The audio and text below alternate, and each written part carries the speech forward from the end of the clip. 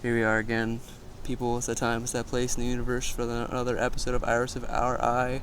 I told myself that I was going to remember to, have what number it is next. I think it's 35. I think I'm on 35. I'm not 1,000%. Could be 36. But hopefully it's 35. Sitting down today with Michael Busby, okay. I hate not remembering people's names. You even have both. I even got both names that time. A lot of the times it's only one. Way to go. Yeah. Ooh, is there a cat over there? There might be a cat over there. Distractions. But yeah. You know what we're doing? This is the podcast, or the YouTube video of the podcast. Same but different. I'm recording this on October 2nd, 2024. It's almost 4:20, but I'm not blazing it. When, who, what, when, where. Right now, we're in Grayton, the little town of Grayton, not the casino, because that confuses people, that the casino called Grayton is not in Grayton, which I think is kind of funny, but it makes more sense where it's actually put, because they probably get more traffic over there in Cantwell, Roner Park, or what have you.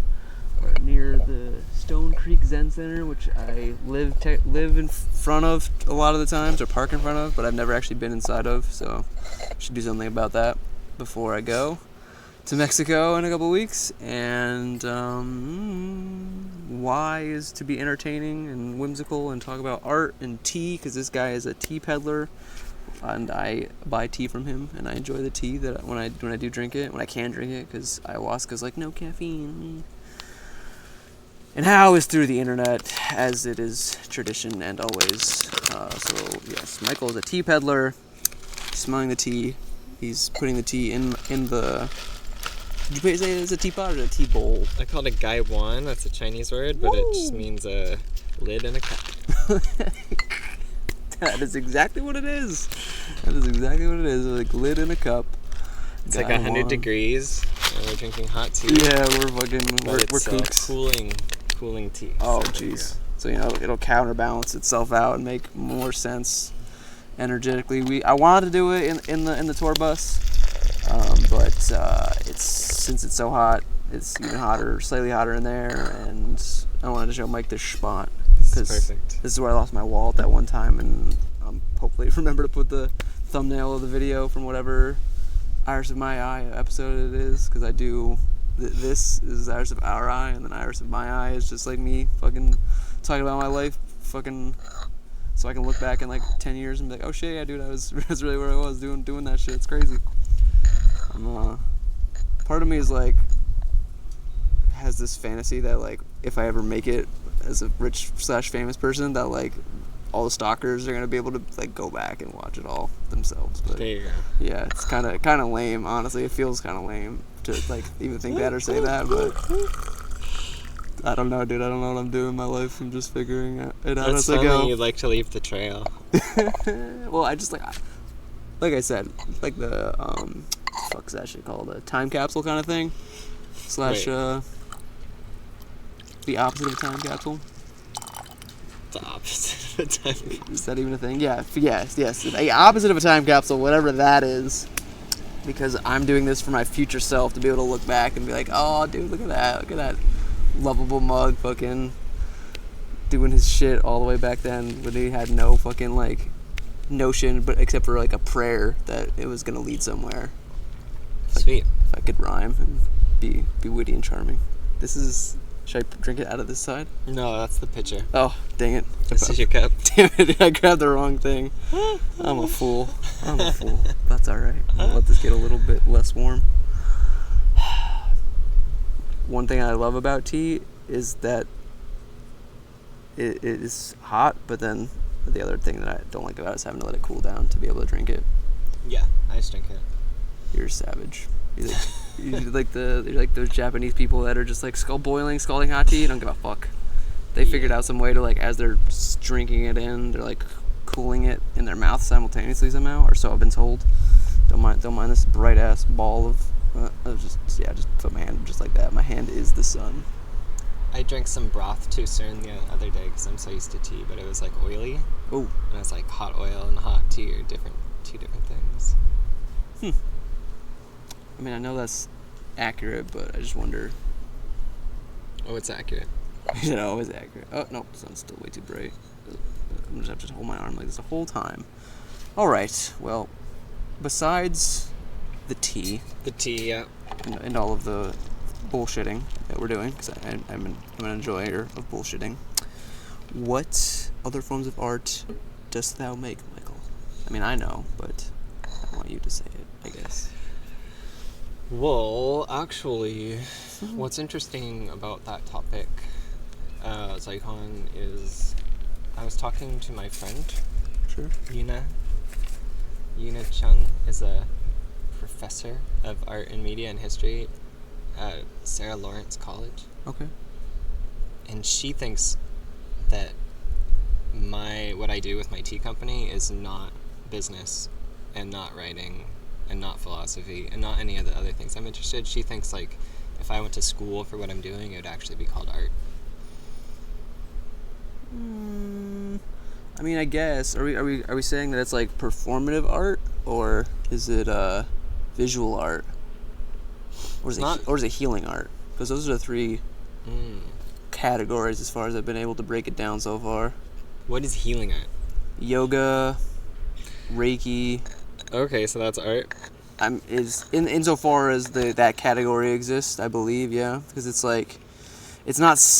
I mean, there's some, like they say, yoga is a science, but how you have to make it personalized, it's like being on a regiment from like a doctor. So are we going like martial arts being art, like that kind of art? I would like say so. Arts, martial arts. It might be definitely healing for the soul / like being able to protect yourself was probably very like it feels nice to be safe. Right. But I would definitely say martial arts is probably more performative, or it can be performative, because it's like something people watch. You watch somebody like fight most of the time, as like all of the people who are making their living as martial artists. It's like they're not doing it, except for in that like way of like other people are getting a entertainment value out of it. Well, I think traditionally, if you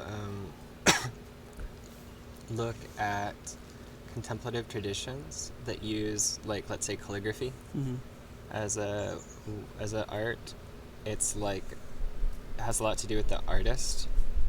It's like a enjoyable way of spending time that is some kind of contemplative or spiritual practice, and they're like cultivating something. So I think like in Japan, tea is an art. There's like the way of tea. Yeah, the tea ceremony. Yeah. And that's like a contemplative art, you could say. But I think like what my friend was pointing at was more that a lot of art, contemporary art, is about bringing people together and creating experiences. So I'm like, I could be just trying to sell you tea, but I almost have an allergy to telling you like, this tea tastes good and it's good for your health, so you should buy it. Right. Instead, I'm like, it's like the transition where we've just passed the autumn equinox, and so at this exact time, while we're remembering the last months and like finishing everything up, we're going to drink this kind of tea that has the flavor that evokes the autumn leaves and has like this energy to, you know, keep you awake as the days, as it's like getting dark earlier and stuff. So my whole thing is less like I'm gonna actually sell you tea, and more like this whole arranging of people and time and tea and putting it all together and then writing a little scroll. You know, you get the scroll. I've got a box, but it's like a whole thing that doesn't really lead to money, but it does lead to this thing that I get to enjoy. Yeah. Like I get to be creative and put it all together, and then when people receive it, it feels hopefully like some kind of experience like you would get if you were like seeing some piece of, you know, beautiful photography, or not like going to the opera or something, but like maybe seeing some kids dancing on a street corner, like some low level like art, some low level enjoyment on that level. Well, so do you strive for excellence in this craft of So I'd teeing? say over the last, like I started from more of a Taoist perspective of trying to be in harmony with the seasons and be healthy and cultivate, you know, good energy and stuff. well-being. But I'd say over the past 5 years of doing this, my writing has become more what I would want to be like excellent at. Mm-hmm. So I write I write about 2 or 3 page letter with each seasonal tea box, and I went back the other week and read all of them because I needed to sort through them to see what was in them. And some of the early ones are like, I'm not trying to be rude to anybody, but they're just not that good. I mean, the only person who would be possibly mad at that is yourself, so... Yeah. So... You can handle self-criticism. Listen, I can handle it, and there were parts of each letter that I enjoyed. Mm-hmm. Like, there's some little part that stood out where I'm like, okay, that was like the payoff for reading this letter, was that little paragraph or something. True. But there were only a handful in the first few years where I was like, yeah, that whole letter was like, I could send that today and I'd be proud of it. Nice.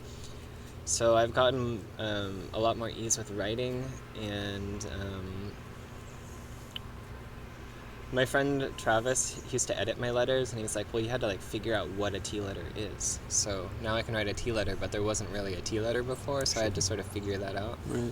But yeah, I spent a long time trying to become more concise. That was, for a long time, that's what I thought of as my improvement. So you said to be great at something, like my first improvement was trying to be concise. I'm like, I could say so much stuff, I have so many thoughts, but people don't have all the time in the world to hear me like just meander until I get there. Yeah. So I'm like, how do I be concise? And then now that I feel like I can be concise in my writing, I'm getting all these hits of like little stories and creative ideas, and I want to challenge myself and see if I can write short stories and like just be a tiny bit more verbose, expand that out a little bit. Mm-hmm. You totally can do that. You're so capable. I'm ready. He said, I'm ready, dude. Stepping into the fucking, I would say power, or just the ownership of calling that in, I guess. But I don't know if that's how you would describe it, because some people, power is very off-putting. Yeah, I'm just like Googling like how do you write a short story and stuff, just see what do people say. And what do people say?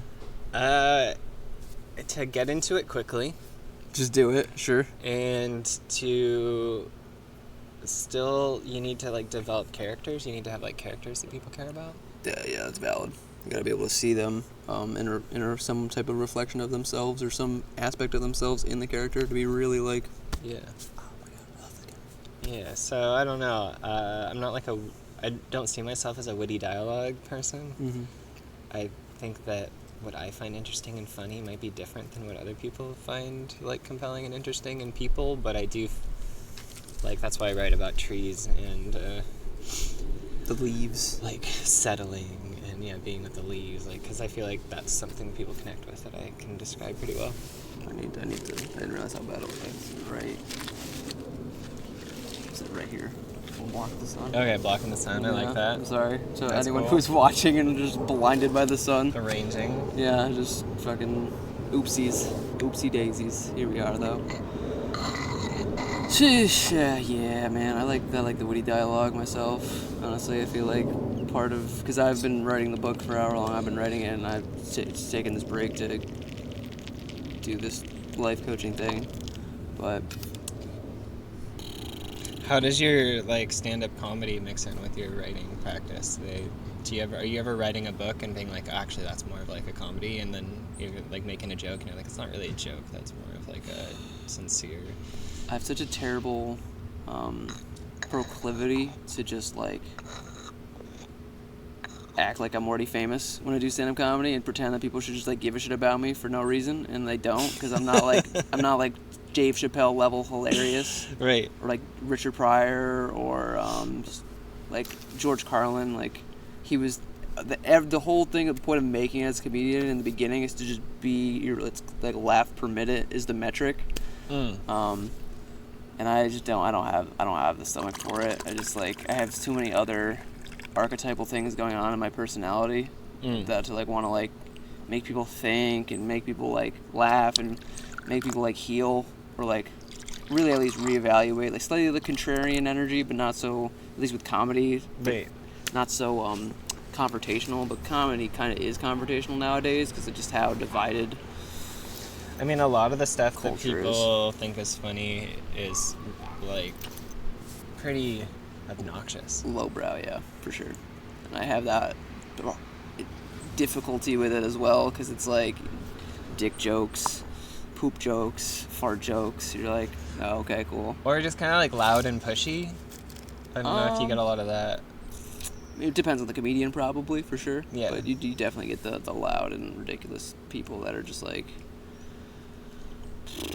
I'm just trying to think, is there anybody? I don't know. You get a lot of, like, also, like, the soft-spoken, nerdy types, too. Well, sure, if you're just talking about stand-up, yeah. Oh, we're talking about, like, all comedy, like, in movies and shit, too? Yeah, like, yeah, definitely. Like, Seth Rogen. Yeah. Just fucking stoner jokes and fucking being loud and that fucking... just laugh. Yeah, so, I mean, that guy's like, Seth Rogen is an example of someone who I think is funnier in person than, like, in their art. Like, some people are just, like, funny people. Yeah. But their movies and stuff, it's like, what they want to think about isn't what I want to think about. Yeah. So for me, art's a lot about, like, because, like, what's the person thinking about while they're making it? Sure. Cause, like, I'll watch a movie and I'm, like, thinking about the people who wrote the movie and, like, what they're trying to do. Sure. Well, I mean, that's like I feel like that's an extremely artistic way to even think about art in itself, because, like, most people just take it on face value. They don't, like, have the built-in decoder ring in their mind to be like, what are these symbols really actually trying to, like, scratch at in our brains, or what message are they trying to deliver? Yeah. They just take it as, like, oh, that person's, like, transgendered or whatever. But that culture is fucking... I don't even know why I get so freaked out about that, but mostly because in my mind there's a thing where it's like there's the group of people that identify with that label, or with whatever label, but I said the T word, so that label, and then there's, like, what I believe to be the people at the top of the power pyramid pulling the strings to, like, antagonize, yes, but also use it as a catalyst for division and to make people on whichever side riled up and angry and, like, in a lower state of emotional vibration, because then they're easier to manipulate, in my opinion. Mm-hmm. Which I may be slightly related to what you had just been saying about art, because I think art and culture go hand in hand. Yeah, I mean, I think a lot of what you want to call, like, political or culture wars or something is, like, low-level manipulation, whereas art hopefully is, like, higher level manipulation, like, more subtle and, like, more interesting. Yeah, art's more subtle manipulation. Yes, of course. This is why I'm an artist. No, I think ultimately, like, the expression of ideas in a extreme, like, to be, like, a quote unquote great artist, because this was somebody, what was it? Something Star. I can't remember her. Not E.O. Star, because it's a whole ass different lady who I'd like to have on this podcast, but Rosanna Star, maybe. She just had, because she's coming from such a higher, like, level of, like, spiritual claim of, like, everyone's great. I'm like, that is not true. If everyone was great, then we'd all be fucking NBA basketball stars, or we'd all be great at the thing we're pursuing to being great at. But how you were just earlier described, the process of, like, reflecting back on your beginning work to this middle point, to wherever the end of your career writing T letters is, like, right. That process of development is how greatness, like, comes to truly be. Yeah, I have a pretty strong belief that you kind of have what you need in terms of, like, you have awareness and the world is, like, communicative, and you can, like, take one step at a time and figure it out and learn and move, but you have to go on that journey. True. You can't just... If you know, the whole premise... who's this person? Is this someone you know or this care is about? This is just somebody that I interviewed, and hopefully I'm pointing at the thumbnail. It's on screen. Oh, yeah. Yeah, the premise of everybody's great kind of works. You know. But there's always still somebody, like, at the front of the room, so it's more like who's producing something that's, like, interesting and of value and nourishing for people, and not, like, getting mad at anybody for not doing that. But if we're talking about art, there's definitely like some things that I want to spend time on and some things I don't. No, so. definitely. We all have likes and dislikes, interests and hobbies and things that we're like, I would much rather do this versus like, I'm never gonna do underwater welding, no matter how much money you can make doing it. Like, that's just not a risk that I want to take. Yeah, and I think that's like something about you that I notice and that I feel in myself too, is like I'm not someone who's like, I have to make this art because the world needs it, or like it's just being born out of me. Like, there's that kind of artist.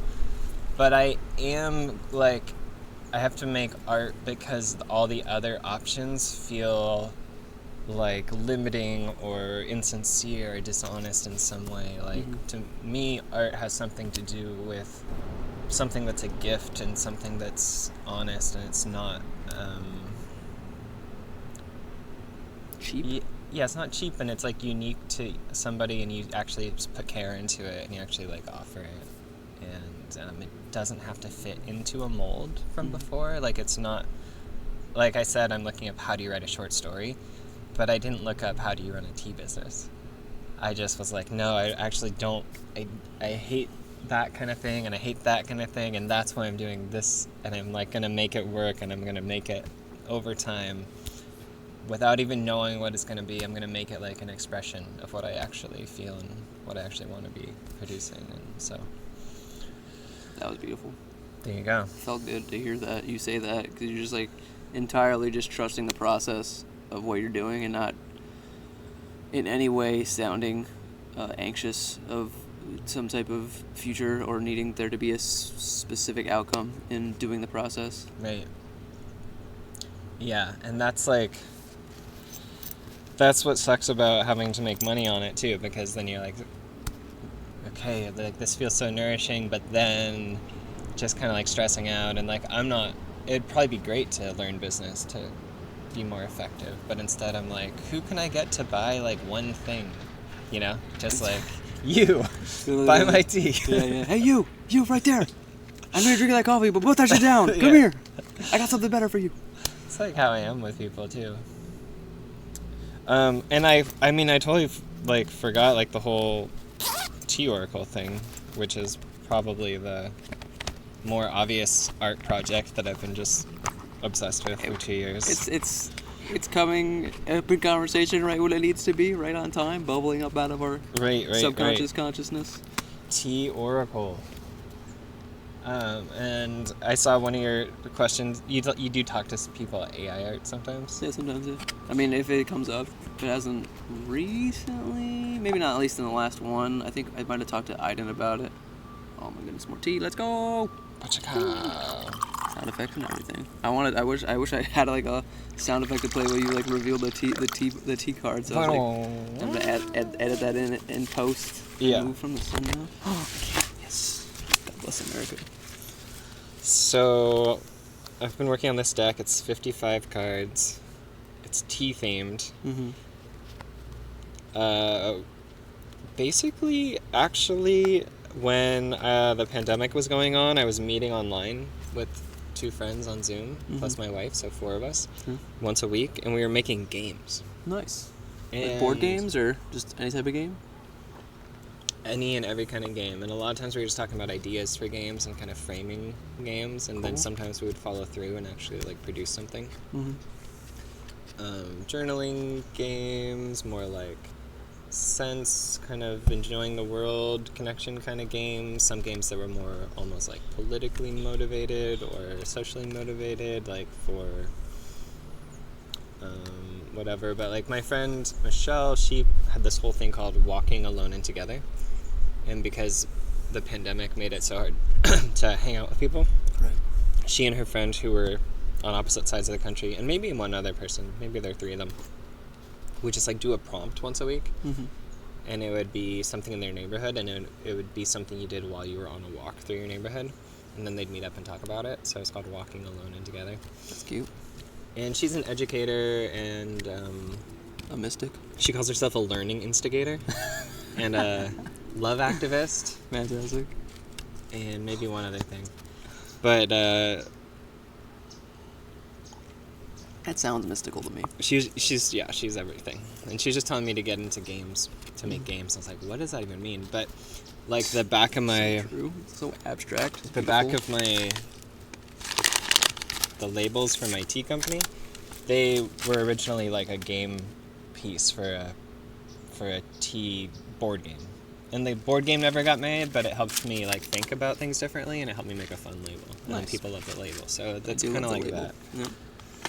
And then the labels on the front, I was like walking around Santa Rosa, and I heard that I kept listening to like funny, I think I was like listening to John Oliver about some like crazy, he's like the British guy. One, yeah. Yeah, he's like talking about all the crazy AI art that people are making of him, like marrying a cabbage or something, or marrying a watermelon, I can't remember. Fantastic.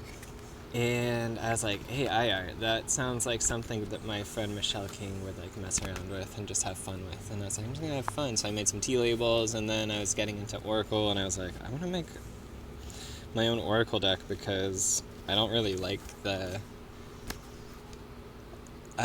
most of them. You know, like the tarot, the whole thing is just a bit too intense, and there's too many kings and knights and queens and stuff for me to like really have a good intuitive hit. Have you ever used the Foxfire or Kitsune one over there at Soft Medicine?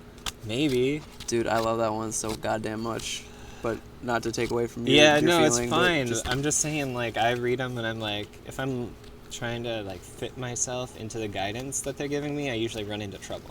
Okay. I'm like, this is not matching, so I have to like mold in. So I was like, I'm gonna make my own little cards, and I took some to South Medicine and drank tea with people, and it was this guy was number 1, and it was just a square, and he was coming out, and everyone saw something different. One person's like, he's breaking his neck. The other one's like, he's playing. The other one's like, he's breakdancing. The other one's like, he's being born out of that, certain shape back there. And being levitated by a UFO tractor beam. Yes, everyone had a very different idea. And I was like, okay, this is cool. They're intuitive. They're playful. So I just went with it. And I liked using AI because because I didn't draw them, so they don't have a meaning. I mean, so I had to like show them to a lot of people, and sometimes like 90% of people would see kind of a similar thing. So it's like, okay, it actually does have a meaning. It's just I didn't choose it. So it was kind of this backwards process, which is really fun. Oh, that sounds bad. That's a trip, and I have to think about that. The meaning is in the collective unconscious, and that enough people seeing it pulls it out and establishes it. Yeah. Damn, it's like right back to the thing, like art is made by an artist, but then it is like, I don't know if defended is the right word, or if it's just like agreed upon by enough people that like it is or isn't art. Like those are the two different ways that it's like quote unquote validated as a piece of art. Well, it goes back to what we were saying too about manipulating people. Like you can say art is totally subjective, but you can also say, if you make these shapes and colors, it is bound to have certain effects on like most people. Conscious, psyches and things of that nature. Yeah. Shit, there was something you said like freaking forever ago that I was like, oh, I wanted to say something about that, but I cannot remember for the life of me what it was. Right now in this present moment, I like, it's so frustrating because I love, as you're fantastic, it's way easier. Some people you're just like, you're pulling every word out of them, and I'm just like, dog, like what the fuck am I doing with my life right now? Like this person should not be on this fucking thing, but like I'm doing it anyway because I just got to put out an episode every week. But yeah, when people are actually conversationalists, like it's so much easier. Like you actually ask me questions, and it actually feels like a two-way street. And it's not just like an actual one-sided interview where I have to also be like entertaining, and this person's just got nothing cool to say.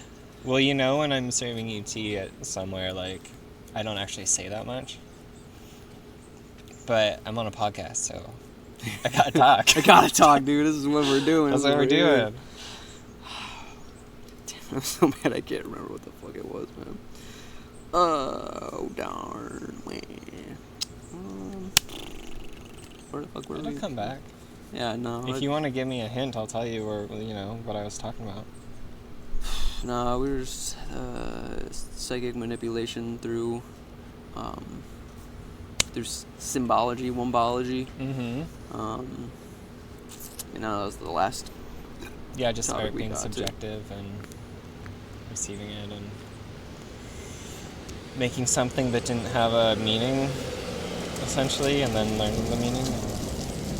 Yeah, that's such a mind fuck to me, because it's like, oh, I guess maybe this is reminding me of actually what I wanted to have said, that like creating the thing in a way where you had that something feels like it's possessing you or moving through you. Yeah, exactly. That's something that I have experienced with at least the one song, Universal Mirth.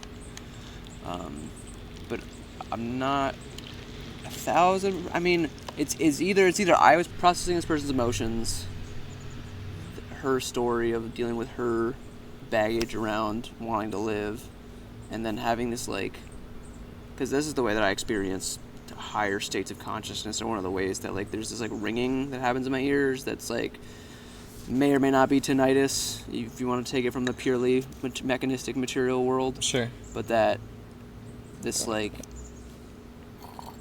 vibration moves through me and very much is like also simultaneously putting in thoughts and feelings and words to songs and things. So like that was the whole thing. I woke up at like 2 or 3 o'clock, maybe 4 o'clock in the morning before I had to like get up to go to work, and like wrote this whole like poem, and it just like evolved as I just shifted the words a little bit into an actual like lyrical state. Nice. Yeah.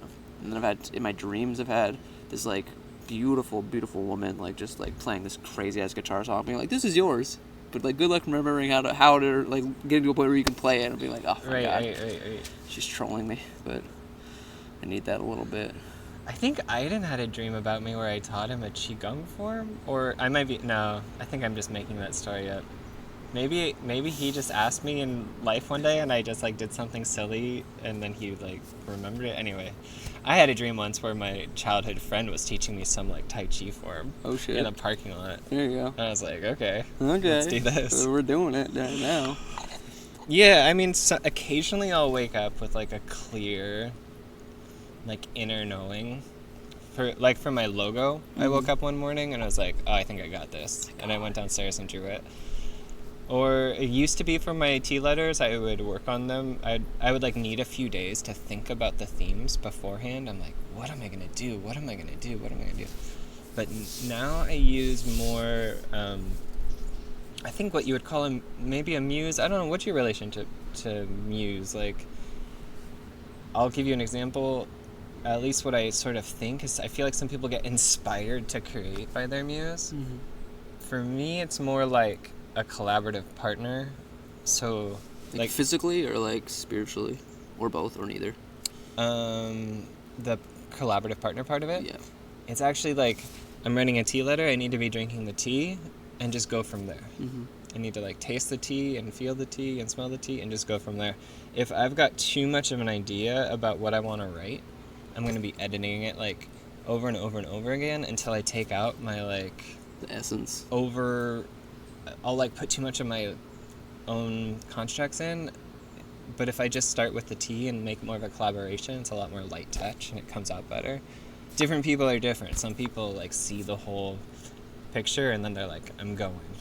But for me, I need to get out of my own way a little bit. So for the cards, the reason I brought it up is because I love that one. Like, sometimes one of these cards, like the condor, yeah. The condor just look like such a bad bitch, bro. Just that look, like, I guess a tea chalice or teacup, whatever you want to say. This is so great.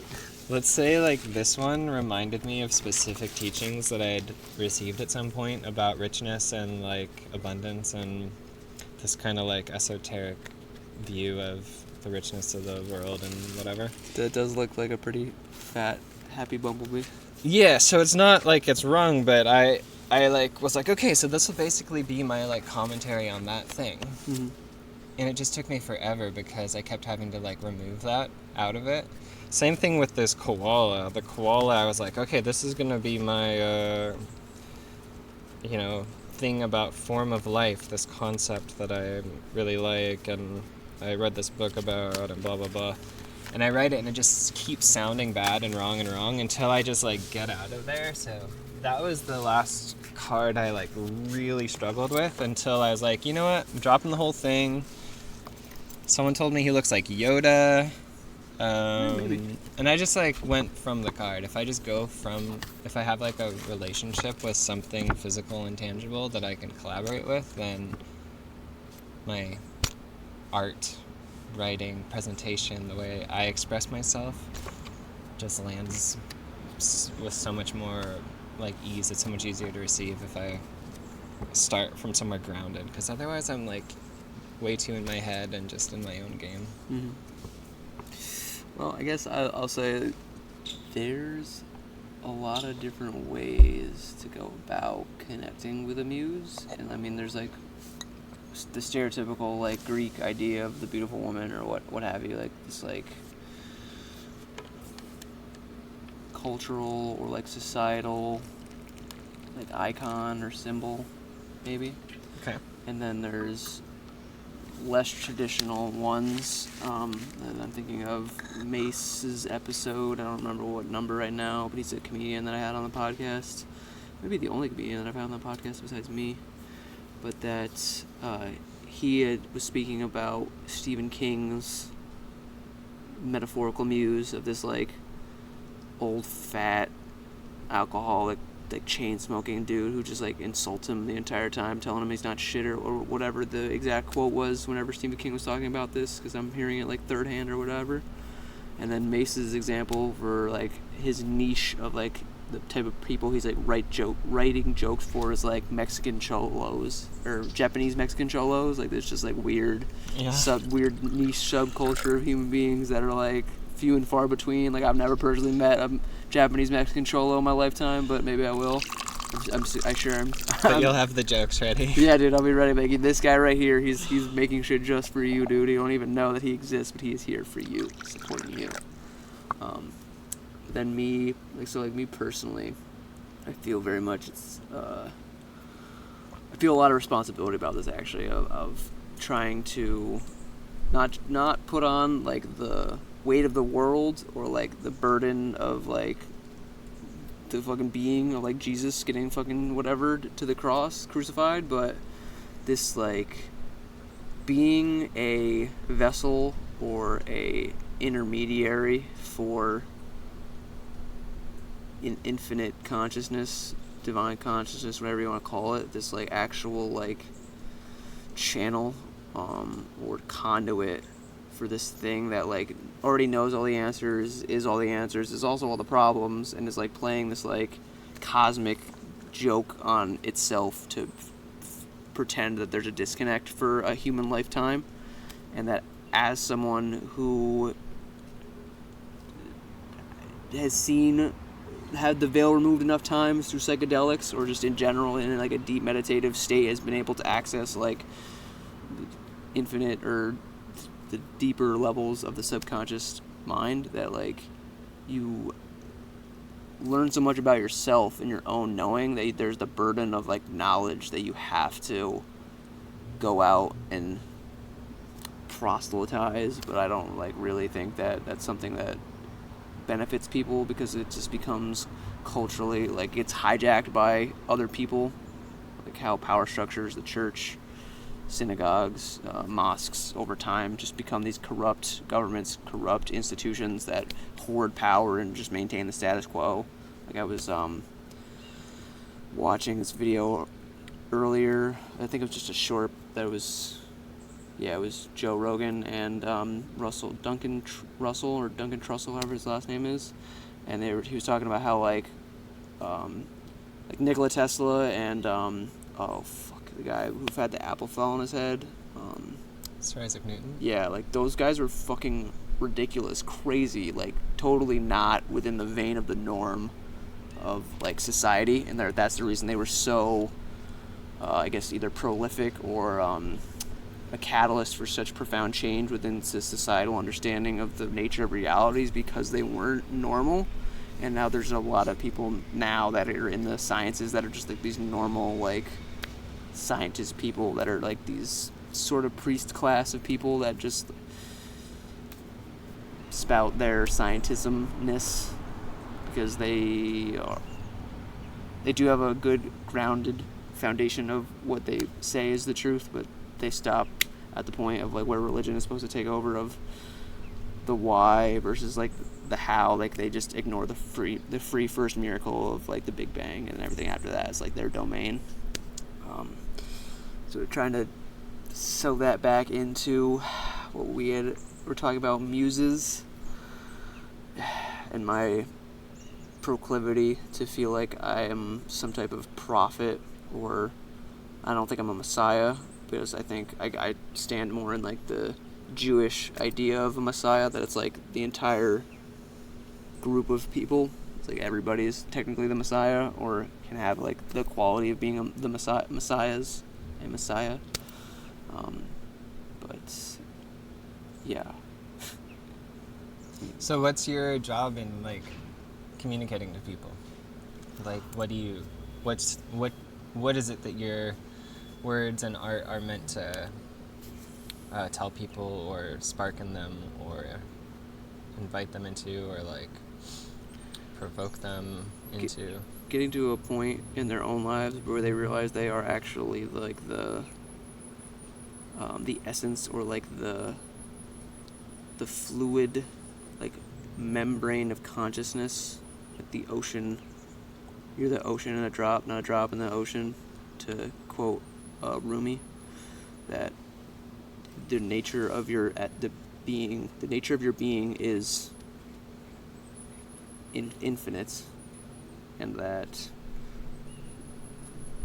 whatever, like if you choose to get to a certain point in your life, and like whatever you've crystallized, or your brain is crusted up into just accepting that as the status quo, or whatever thing is like your comfort zone, that's all you're ever going to get out of your life.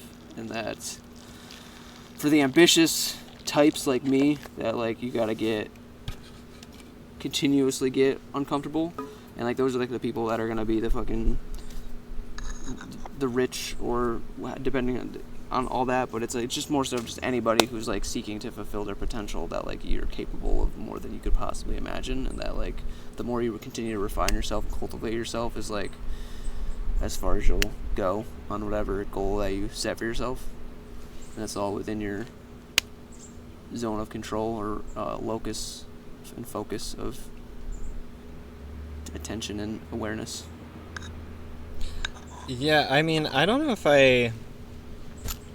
necessarily like to put the onus on everybody saying, like, if you're not succeeding, it's because you're not, like, intending hard enough or something. But there's, like, also lots of, like, social situations that I've heard you talk about that are, like, inequities that are not making it, easy for everybody. Life isn't fair, unfortunately, for the, like, reality, especially because reality is traumatizing and generally disappointing. Like, that's why we fantasize and daydream so much, is because we can see or want there to be this, like, epic thing that, like, we feel like is gonna get us the fucking massive dopamine payout that our brain hoards onto, so that we can, like, continue to be happy-ish in the future. Right. But... And I mean, there's basically, like, magical spiritual traditions that are about the technology of imagining. Like visualization of a deity, and then you're the deity, and then it dissolves and it's inside of you, and you're like cool, like I don't even need to have better food. I'll just eat this like turnip and potato and imagine again tomorrow. And so there's a technology there too. It's this weird counterbalance, no, because I think I hear what you're saying, and correct me if I'm wrong, but there's this, like, I've had it described to me this way, and I think it might be in the law of one.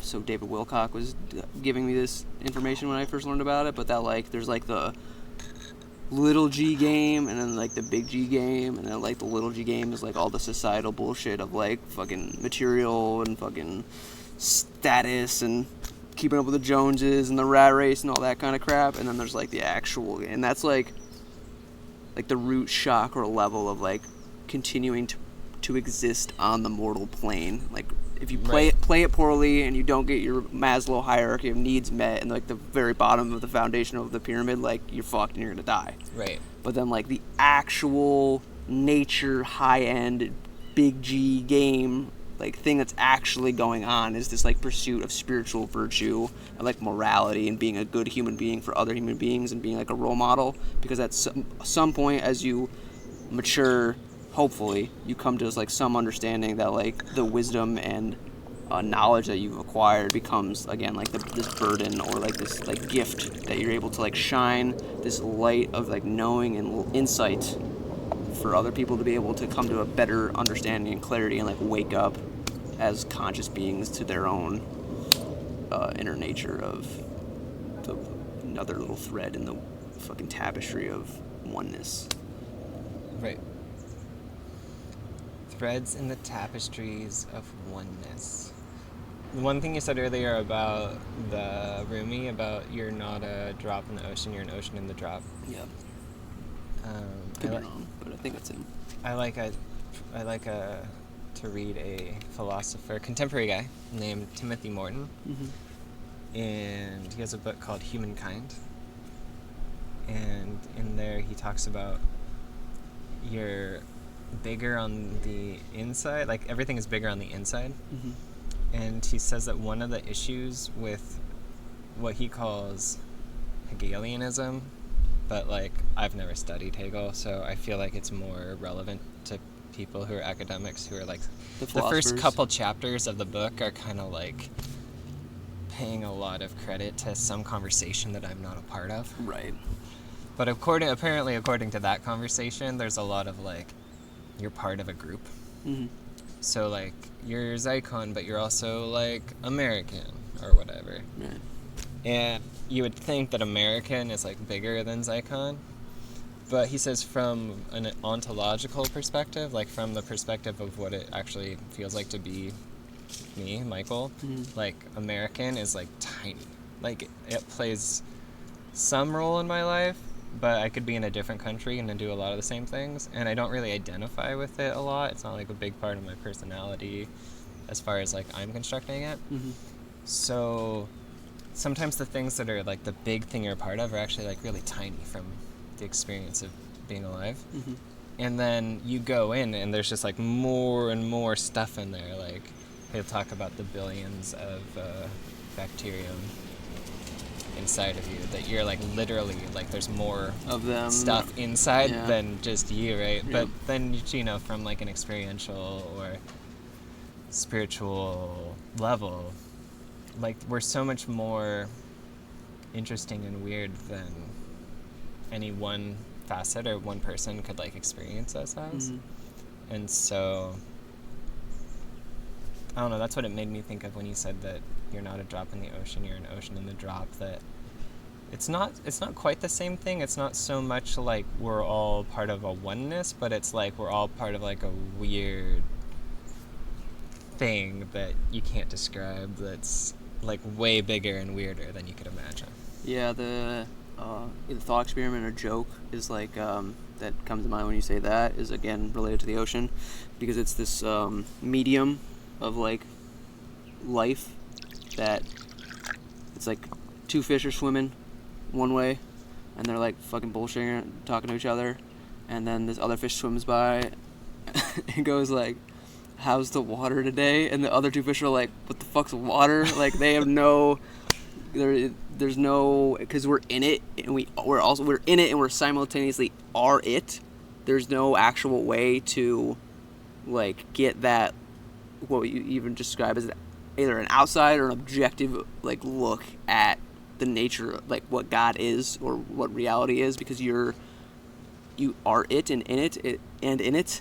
It's from, like, my kindergarten level of quantum physics. It's like what the double slit experiment, like, says is that like, consciousness causes particles to choose a position in reality, versus, like, if we didn't exist, everything would just either be a void or an infinite potential until it, like, collapsed into upon itself as being but that's just my 2 cents. But the plane is getting to the point where the landing gears are out, and we gotta put it on the ground and call it time to refuel and rest and recuperate from this amazing pontification. I feel like I didn't even have to ask like any real questions. It's just like all the happened. podcast is coming in? I thought you were talking about late stage capitalism. Everything as above, so below, dude. As above, so below. I love the Hermetica.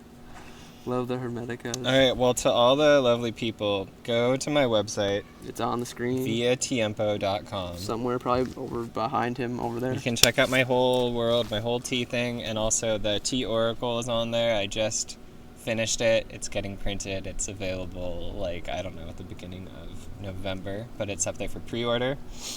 And, check out my heart's inspiration and all that I've shared over the last 2 years of writing.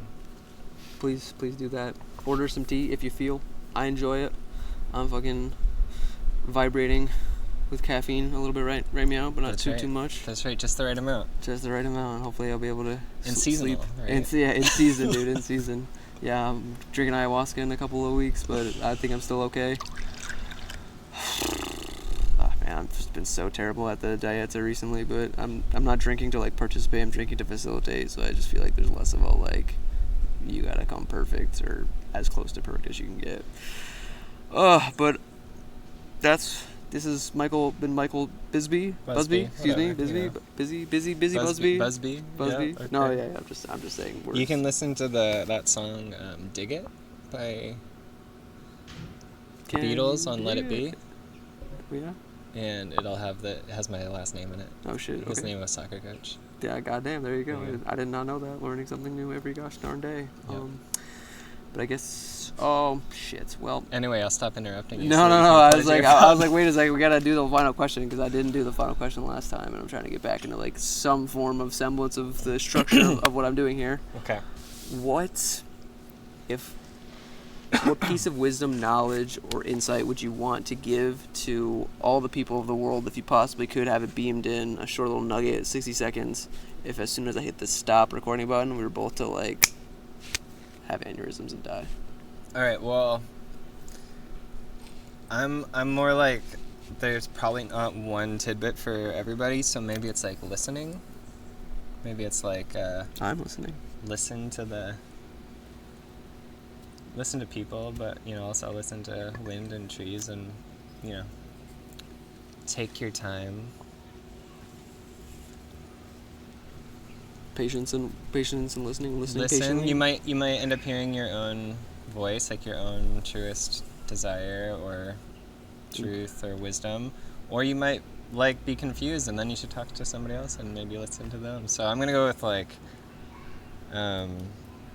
my idea of what an artist should do is actually something about perception in a way that's really being patient and drawing in and saturating and taking your time and listening until something really something that feels nourishing for you arises. And for me, that slower pace and that more collaborative pace makes the art thing, makes producing and receiving more, I feel more energized by my work when I do it that way. So there's my nugget. I'll say to love yourself, because if your cup is empty, you'll be in a very good place to receive love, but if you don't have any love for yourself, it'll be very difficult to give any to anyone else. I just feel like that's cliche, but also just an accurate description of the nature of loving thine self and other people as thine self. The golden rule, man. Golden rule, svaha. Is that the Amen. Hindu way of saying it? Yeah, svaha means Svaha is doing maybe to others. So. Is that too? Bro, Jesus. Chadi Chadi and Awen are all aho, apparently. But one's Gaelic, and the other one might be a different Native American thingamabob. But now I'm just rambling on and on about random things that make me sound cool. So, people, it's that time. Smile more, complain less. Never, ever, ever give up until you discerns for your darndest best. Namaste. Have a great day. Sloption if it's nighttime soon. Like, share, comment, subscribe to keep the algorithm satisfied. And live light, travel light, be the light. Live good, do good, feel good. And I will catch you next time in a week or less or more. I don't know. But bye.